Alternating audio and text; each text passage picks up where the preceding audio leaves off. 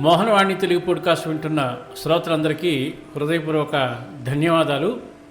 సత్సంగ బోధ కార్యక్రమాన్ని ఆదరిస్తున్న మీ అందరికీ పేరు పేరున హృదయపూర్వక ధన్యవాదాలు తెలియజేసుకుంటున్నాను. ఈరోజు కూడా సత్సంగ బోధలో మరొక అద్భుతమైన కథతో మీ ముందుకు వస్తున్నాను. ఈరోజు సత్సంగ బోధలో మన శీర్షిక రామనామ మహిమ. ఇంతకుముందు చాలా కథలను మనం చెప్పుకున్నాము. రాముని యొక్క నామము ఎంత మహిమగలదో ఈరోజు ఈ కథలో ఏం చెప్తున్నారో అందరం విని తెలుసుకుందాం. అన్నమాచార్యుల వారు ఒక కీర్తనలో మనుషులందరూ లక్షలు, కోట్లు, కార్లు, బంగ్లాలు సంపాదించాలని ఆలోచిస్తూ ఉంటారు. మనకి ఎంత ఖరీదైన ఇల్లు ఉన్నప్పటికీ మనం పోయిన తర్వాత మన శరీరాన్ని ఈ ఇంట్లో ఉంచితే అశుభమని బయట పడుకోబెడతారు. అలానే మనం కష్టపడి సంపాదించినదేది మనతో రాదు. కానీ రూపాయి ఖర్చు పెట్టకుండా రామనామం జపించినట్లయితే అది మనల్ని మోక్ష స్థితి వరకు తీసుకువెళుతుంది. అలా ముక్తిని పొందిన మహనీయులే రాగం పిచ్చయ్య దాస్ గారు. ఆయన 1860 సంవత్సరం ప్రాంతంలో గుంటూరు, ప్రస్తుతం ఆంధ్రప్రదేశ్లో జన్మించారు. ఒకసారి వాళ్ళ అన్నయ్య తనని భద్రాచలం తీసుకువెళ్ళారు. అప్పుడు ఆయన మనస్సు భద్రాచల రాముడి మీద లగ్నమైంది. అప్పటి నుండి నిరంతరం రామనామం జపిస్తూ ఉండేవాడు. తీర్థయాత్రలు ముగించుకొని ఇంటికి వచ్చిన తర్వాత అతనికి ప్రాణాపాయకరమైన కలరా వచ్చి ఎన్ని చికిత్సలు చేసినా తగ్గలేదు. అప్పుడు ఇరుగు పొరుగు వారు అతనితో భద్రాచలం వెళ్ళి వచ్చిన దగ్గర నుండి రామారామా అంటున్నావు, ఇదేనా రాముడు నీకు చేసింది అనేవారు. అప్పుడు వారితో ఈ జన్మకు రాముడిని చూశాను, మళ్ళీ రాముడిని చూసే యోగ్యం ఉంటే ఆయనే బ్రతికిస్తాడని చెప్పేవారు. కానీ ఆ తర్వాత కొద్ది రోజులకే శ్రీరామచంద్ర ప్రభు అనుగ్రహంతో ఆయన ఆరోగ్యం కుదుటపడింది. యుక్త వయస్సు వచ్చిన తర్వాత వివాహం చేశారు. 6 పిల్లలు పుట్టారు. అప్పుడు కూడా ఆయన నిరంతరం రామనామం జపించేవారు. కొద్ది రోజులకు తన భార్య, ఆ పిల్లలు ఒకరి తర్వాత ఒకరు మరణించారు. ఆయన మాత్రం కొంచెం కూడా చెల్లించకుండా రాములు వారు ఇచ్చారు, రాములు వారే తీసుకువెళ్ళారు అనేవారు. మన ఇంట్లో ఎవరైనా వారి వస్తువు తిరిగి తీసుకువెళ్ళేటప్పుడు తీసుకెళ్తే తీసుకెళ్ళారులే అనుకుంటాం. ఆయనకి అంత చిన్న వయసులోనే వెళ్ళిపోయారులే అనే అంత వైరాగ్యం వచ్చింది.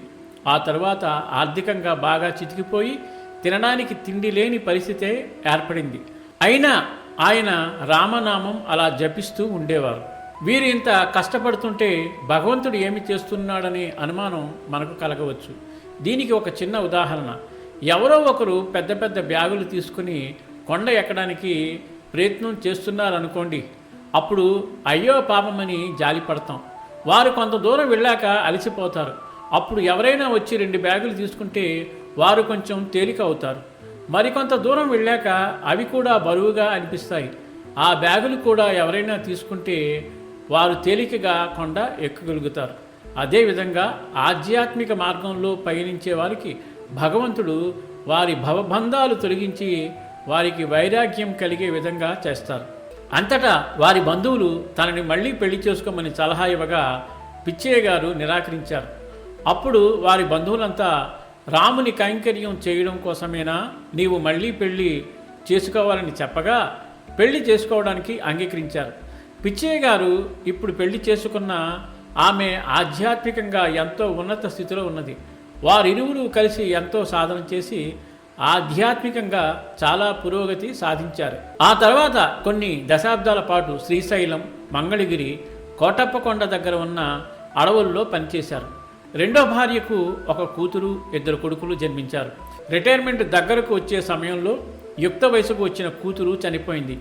అయినప్పటికీ ఆయన ఏమీ చెల్లించకుండా నిర్లిప్తంగా ఉంటూ తన దుష్కర్మని రాముల వారు ఇలా కరిగిస్తున్నారనుకుంటూ తన దైనందిన కార్యక్రమాల్లో నిమగ్నమయ్యారు. కూతురు చనిపోయిన తర్వాత ఆర్థిక సమస్యలు చాలా ఎక్కువయ్యాయి. ఆ బాధ నుండి తనను తాను మరల్చుకోవడానికి ప్రతిరోజు తమ ఇంటిలో రామనామ సంకీర్తన ఏర్పాటు చేసి వచ్చిన వారందరికీ కడుపు నిండా భోజనం పెట్టేవారు. ఎవరైనా ఆయన వద్దకు వచ్చి ఈ ఆర్థిక సమస్యల మధ్యలో అన్న సంతర్పణ ఎలా కొనసాగిస్తున్నారు అని అంటే రాములు వారు చూసుకుంటున్నారని చిరునవ్వుతో సమాధానం ఇచ్చేవారు. అలానే కొద్ది రోజుల తర్వాత ఒక జమీందారు వచ్చి అంగడి ఏర్పాటు చేసి దాని ద్వారా వచ్చే ఆదాయంతో జీవనోపాధి కొనసాగించమని చెప్పారు. జమీందారు చెప్పిన విధంగా నిరంతరం రామనామం జపిస్తూ సరుకులు అమ్ముతూ జీవనం గడపసాగారు. ఇలా కొన్ని రోజులు గడిచిన తర్వాత తన మనసులో సరుకులు ఇచ్చి వారి దగ్గర డబ్బులు తీసుకోవడం ఏమిటని అసంతృప్తి మొదలవుతుంది. రామచంద్ర ప్రభు, ఇదేమి జీవితం, డబ్బులు తీసుకుని సరుకులు ఇవ్వడం ఎలా అని బాధపడుతూ ఉండేవాడు. ఒకరోజు ఒక ఆయన రామయ్య గారి వద్దకు వచ్చి రామకోటి పుస్తకం ఇస్తూ రామనామం చిత్తశుద్ధిగా 1,000,000 సార్లు రాస్తే మోక్షస్థితికి కూడా తీసుకు వెళ్ళగలదని చెప్పారు. అప్పటికి ఆయన వయస్సు 68 సంవత్సరాలు. రామకోటి రోజుకు 1000 నామాలు రాస్తే కోటి రాయడానికి 28 సంవత్సరాలు పడుతుంది. అంగడిలో పనిచేస్తూ ఉంటే మనసు రామనామం మీద లగ్నం కావడం లేదని ఆ షాపు వేరే వాళ్ళకి ఇచ్చేసి ప్రతిరోజు 13 గంటల సేపు రామనామం రాసేవారు. అతను నోటితో నామం పలుకుతూ మనసులో రామచంద్రమూర్తిని దర్శిస్తూ చేతితో నామము రాసేవాడు. అలా కొన్ని సంవత్సరములు రాసిన తర్వాత ఆయన వ్రాయలేక అతని చేయి బల్ల మీద వణుకుతుంటే అతని కుమారుడు చేయి పట్టుకుని వ్రాయించేవారు. ఆ బల్ల ఇప్పటికీ గుంటూరు రామనామ క్షేత్రంలో ఉంది. అలా 4 సంవత్సరాలకి రామకోటి వ్రాయడం పూర్తయింది. అలా పూర్తయిన తర్వాత పక్క గ్రామాల నుండి రామకోటి పుస్తకాలు కూడా సేకరించి రామకోటి ఉత్సవాలు నిర్వహించారు. ఆ రోజు ఆ పుస్తకాలను పూజించి పుస్తకాలు పట్టుకుని మందిరంలోకి తీసుకువెళ్తూ నామరూపంలో ఉన్న స్వామివారిని ఎత్తుకున్నానని పులకించిపోయారు. మందిరంలోకి ప్రవేశించగానే రామ సాక్షాత్కారం కలిగింది.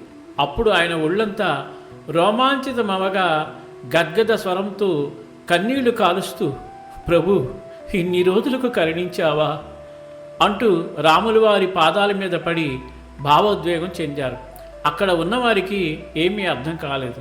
అప్పుడు రాముల వారు ఆయనతో, త్వరలో శ్రీరామనవమి వస్తుంది, పుస్తకాలన్నీ భద్రాచలం తెచ్చి అక్కడ సమర్పించమని చెప్పి ఆ రోజు ఈ పుస్తకాలతో పాటు నీవేమి సమర్పించినా తీసుకుంటానని చెప్పారు.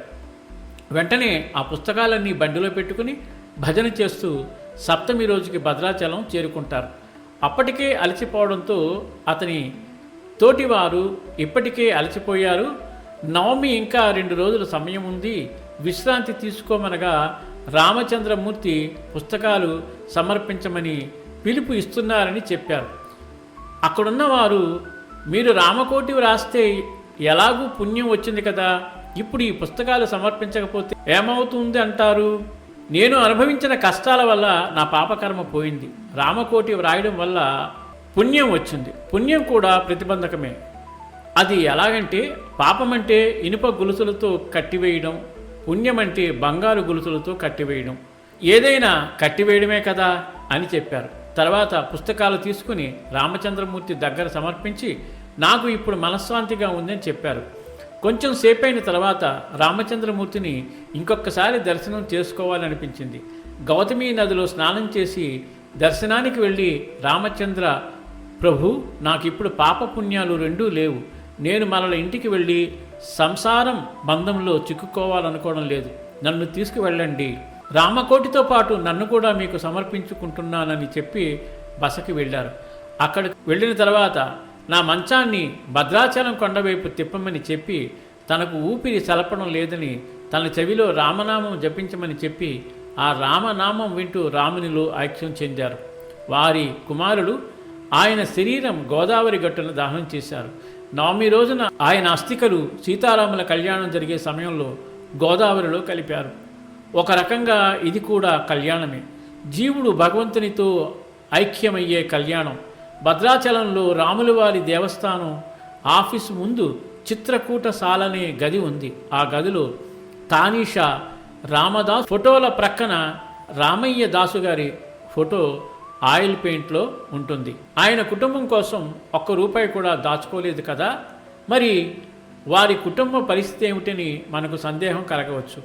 ఏ కుటుంబంలో అయితే జీవన్ముక్తులు పుడతారో వారి తరతరాల వారిని భగవంతుడు కంటికి రెప్పలా కాపాడుతారు. పిచ్చయ్య గారు ప్రారంభించిన రామనామం ఎంత గొప్పగా ప్రకాశిస్తుంటే వారి కుమారుడు రాగం ఆంజనేయులు గారి పర్యవేక్షణలో అక్కడ గొప్ప రామక్షేత్రం ఏర్పడి సుమారు 8 దశాబ్దాల నుండి పగలు రాత్రిని భేదం లేకుండా నిరంతరం రామనామ జపం జరుగుతుంది. త్రికరణ శుద్ధిగా అంటే మనస వాచ కర్మణ రామనామం జపించి రామకోటి వ్రాసి రాముని వారిలో ఐక్యమైన రాగం పిచ్చయ్య దాసు గారి జీవితాన్ని మనం ఆదర్శంగా తీసుకుందాం. సంసారమనే భవసాగరంలో పడి కొట్టుమిట్టాడుతున్న మనకి రామకోటి మనల్ని భద్రంగా ఒడ్డుకు చేర్చే నౌకని గుర్తిద్దాం. ప్రతిరోజు రామకోటి వ్రాయడానికి కొంత సమయం కేటాయించి రాముల వారి అనుగ్రహ ఆశీస్సులు పొందుదాం. చాలా అద్భుతమైన కథ. ఈ కథతో పాటు రామకోటి రాయడం వల్ల వచ్చే భక్తి ముక్తి ఎటువంటిదో చాలా చక్కగా మనకు అందించిన మన రచయిత శ్రీ యలవర్తి శేఖర్రాజు గారికి మోహనవాణి మరియు మోహనవాణి శ్రోతల తరపున హృదయపూర్వక ధన్యవాదాలు తెలియజేసుకుంటూ మళ్ళీ మరొక ఎపిసోడ్లో మీ ముందుకు వస్తాను. సర్వేజన సుఖినో భవంతు, లోకా సమస్త సుఖినో భవంతు. ధన్యవాదాలు. స్వస్తి. జై శ్రీరామ్. మోహనవాణి పోడ్కాస్ట్ వింటున్న శ్రోతలందరికీ హృదయపూర్వక ధన్యవాదాలు. వినండి, వినిపించండి, వింటూనే ఉండండి. మోహనవాణి తెలుగు పోడ్కాస్ట్ మీరు వింటున్నారు. మోహనవాణి. ఇంతవరకు మన ఛానల్కి ఎవరైనా సబ్స్క్రైబ్ చేసుకోకపోతే ఇప్పుడే ఈ క్షణమే సబ్స్క్రైబ్ చేసుకుని ఆ పక్క నుండి బెల్ బటన్ మ్రోగించి మమ్మల్ని ప్రోత్సహిస్తారని మనస్ఫూర్తిగా కోరుకుంటూ